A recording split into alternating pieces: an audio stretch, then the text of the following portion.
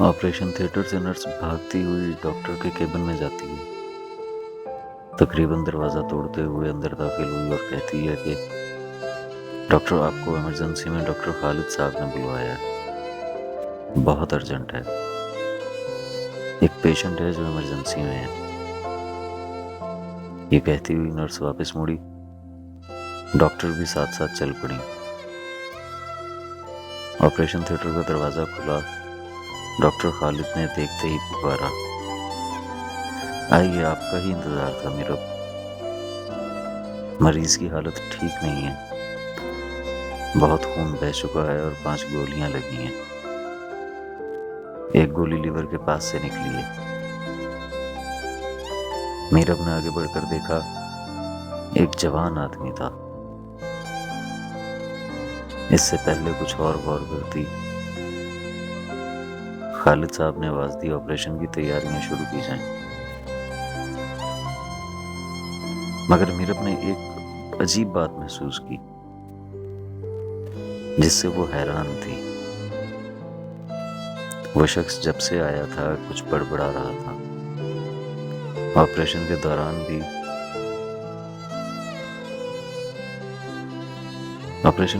वो कुछ बोलता रहा, मगर क्या, इसकी समझ नहीं आ सकी और ये जानने का मौका भी नहीं था।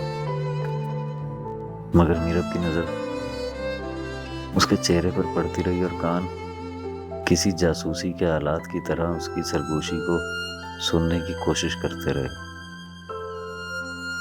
एक तवील और थका देने वाले मगर कामयाब ऑपरेशन के बाद मीरब बाहर आई और पूछा, मरीज के साथ कौन है?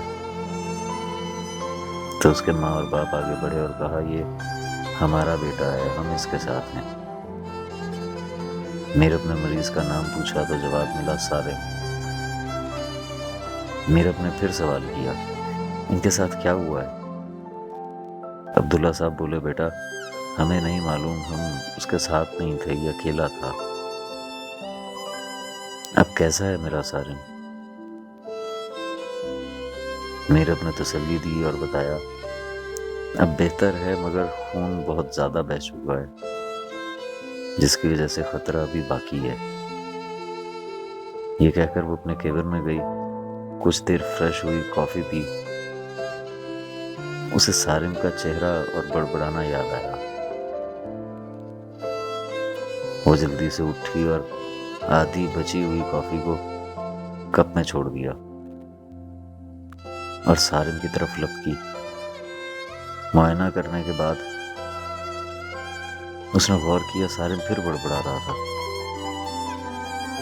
अब इससे सब्र नहीं हुआ। इसने कान बिल्कुल ऑक्सीजन मास्क के करीब कर दिए,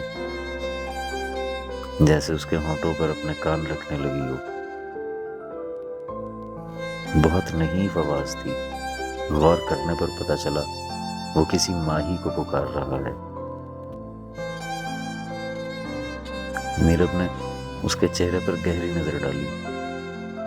गंदुमी रंगत, बड़ी बड़ी आंखें, घनी पलकें, चौड़ा चेहरा, खशखशी दाढ़ी और तरीके से बना हुआ खत।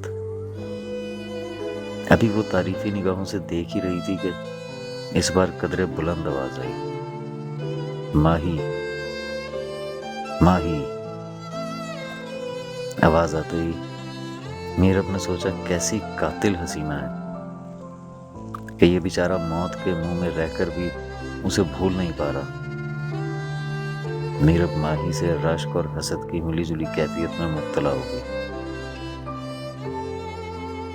दूसरे लम्हे वो खुद को डांटने लगी कि मेरा सारिम या माही से क्या ताल्लुक है जो मैं हसद महसूस कर रही हूँ। मगर इस हालत में इसका ये पागलपन देखकर उसके जहन में एक शेर गूंजा, यूं जलाया गया मेरे दिल को कि बस, यूं जलाया गया मेरे दिल को कि बस, अब तक फिजा में राख उड़ती है। वापस जाते हुए रुकी और एक नजर सारिम के चेहरे पर डाली तो दिल के किसी गोशे से आवाज आई, کاش میرے مقدر میں بھی ایسی ہی محبت لکھی ہو۔ باہر مریم اور عبداللہ صاحب کھڑے تھے۔ انہوں نے پوچھا اب کیسا ہے؟ مریم نے کہا مزید بہتر ہے مگر ابھی تک ہوش نہیں آیا، بس یہی بات خطرے کی ہے۔ عبداللہ صاحب نے پوچھا کہیں یہ کوما میں تو نہیں چلا جائے گا؟ اور روتے ہوئے سارم کے کمرے میں چلے گئے۔ میرب نے مریم صاحبہ کو جواب دیا کچھ یادیں ایسی ہیں جو ان کو کومے سے بچا گئی ہیں۔ آنٹی یہ بتائیے ان کی مسز ماہی کہاں ہیں؟ وہ بار بار اسے پکار رہے ہیں۔ مریم نے گہری سانس لی اور بولی ماہی اس کی بیوی نہیں ہے۔ میرب نے استفسار کیا پھر یہ کون ہے جس کے لیے یہ اتنا تڑپ رہا ہے؟ مریم کچھ دیر چپ رہیں اور بتانا شروع کیا۔